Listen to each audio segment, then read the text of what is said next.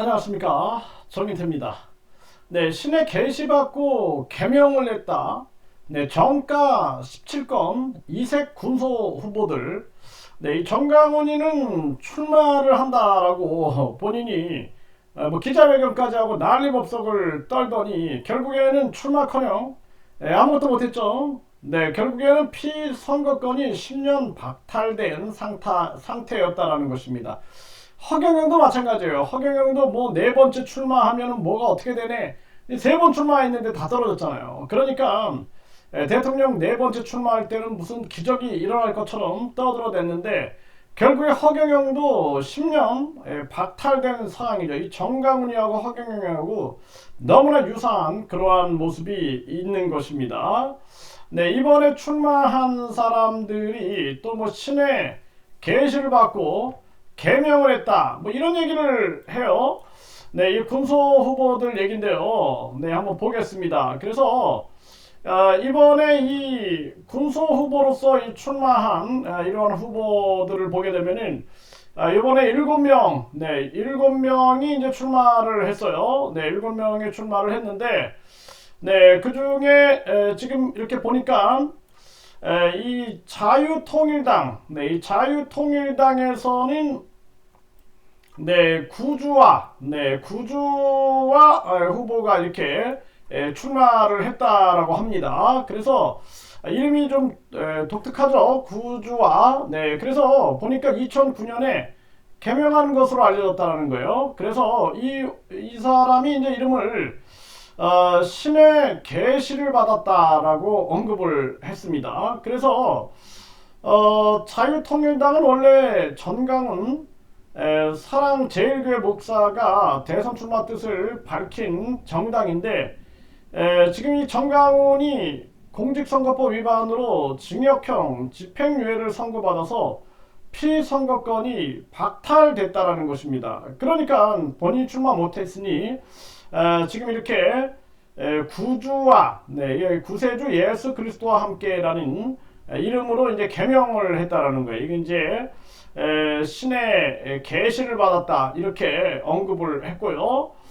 네, 그리고 이 송 후보, 그러니까 송진호라는 사람이 이제 또 출마를 했어요. 그래서 이 송진호 같은 경우에는 정가가 17범이에요. 17범. 17건이 이제 있는데 부정수표 단속법 위반, 폭력행위 등 처벌에 관한 법률 위반, 사기, 공갈, 근로기준법 위반 등이 포함되어 있다는 거예요.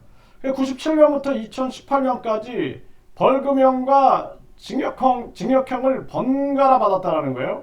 그러니까 현행법상으로는 선거범죄, 정치자금법 위반, 뇌물죄 등을 제외한 일반 범죄는 형 집행 5년 뒤부터 대선 후보가 될 수 있다는 것입니다. 그래서 이 기준을 충족해서 결국에는 이렇게 출마를 했다라는 거예요.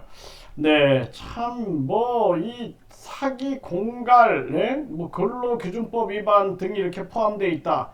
참 기가 막힙니다. 네, 기가 막혀요. 네, 그래서 총 17건, 네, 17건이 이렇게 돼 있다. 이렇게 얘기가 나오고 있어요. 참 충격적인 일이 아닐 수가 없고요.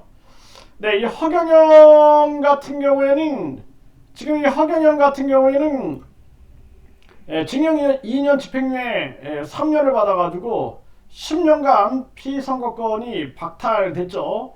그런데 지금 16일 그러니까 내일 모레 구속 영장 실질 심사를 받게 됩니다. 구속 기로에 놓여 있는 거죠. 참 이 기가 막힌 그러한 대한민국의 일입니다. 그 정강훈 같은 경우 여기는 이제 신의 계시를 받았다. 뭐 신의 계시를 받고 개명을 했다. 이 주간 동아에서 이렇게 보도한 그러한 내용이고요.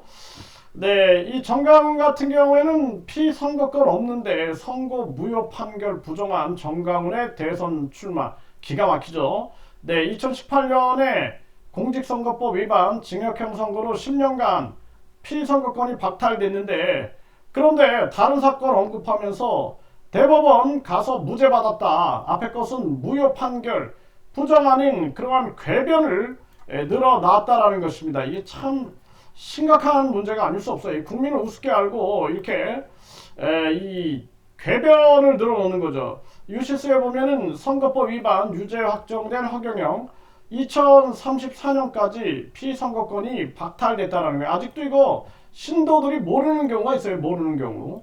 네, 이 허경영 같은 경우에는 구속 여부가 내일 모레 결정이 됩니다. 오후 2시에 영장 심사가 있어요. 오후 2시에 이제 이 영장 심사가 있다. 네, 이렇게 보도가 되고 있는 그러한 상황입니다. 이거 MBN에서 보도를 했어요. 네, 결국에는 이제 허경영 같은 경우에도 이제 구속 기류에 놓여 있는 상황이죠. 이제 우리나라에 이제 대통령 한 사람이 나라를 지배하는 그러한 구조는 이제 바뀌어야 된다. 이 스위스는 10만 명이 동의하면 국민투표에 붙이죠. 그러니까 이 스위스 같은 경우는 동물 실험을 할 거냐 말 거냐. 네, 이런 거, 뭐 전염병이 발생됐을 때, 이 전염병 발생돼가지고 우리가 굉장히 어려웠어요. 뭐 집합 금지 같은 게 많이 있었는데, 이런 것을 할 거냐 말 거냐도 국민 투표에 붙입니다. 이 국민이 결정하고 국민이 책임지게 하는 거예요. 그 정도 수준이 되는 거죠. 대만은 유권자 1.5%가 동의하면 국민 투표에 붙입니다. 그래서 이 대한민국도 이제는 국민 투표를 활성화해야 한다. 국회의원을 80명으로 줄여버리고 대안인 국민 투표를 활성화시켜야 된다. 국민 투표를 활성화시키는 거. 그리고 대통령, 국회의원, 고위공직자에 대한 국민 소환제. 이걸 통해서 대통령, 국회의원, 고위공직자 그리고 정당 보조금을 받고 있는 정당 대표, 원내대표 국민들이 소환해서 탄핵할 수 있어야 된다. 그리고 이제 이 정부 보조금을 받고 있는 시민단체, 네, 시민단체, 민간단체장들도 국민 소환제 대상이 돼야 한다라는 거예요. 공기업 공공기관 마찬가지겠죠. 이런 나라가 돼야 된다. 그리고 경찰청장에 대한 국민 직선제, 검찰총장에 대한 국민 직선제, 대법원장 국민 직선제, 감사원장, 국민권익위원장 국민 직선제, 국민 소환제 대상도 되고, 네, 그렇게 해야 한다라는 거예요. 경찰, 검찰이 정치적으로 독립되게 만들고 판사들도 정치적으로 독립되게 만들어야 된다. 그리고 대법관의 3분의 1은 비법조인으로 채워야 된다. 미국이 그렇게 하고 있죠. 왜냐하면 대법관 정도가 되면은 이거는 상식의 영역, 그러니까 공공의 상식 영역이다. 그리고 여기는 정의 영역이다라고 보는 거예요. 정의 영역. 그러니까 이쪽에서는 이제 비법조인을 대법관으로 세우고 있는 겁니다. 그리고 판사, 검사의 변호사 전업 개업 금지. 영국이 거의 그렇게 되고 있죠.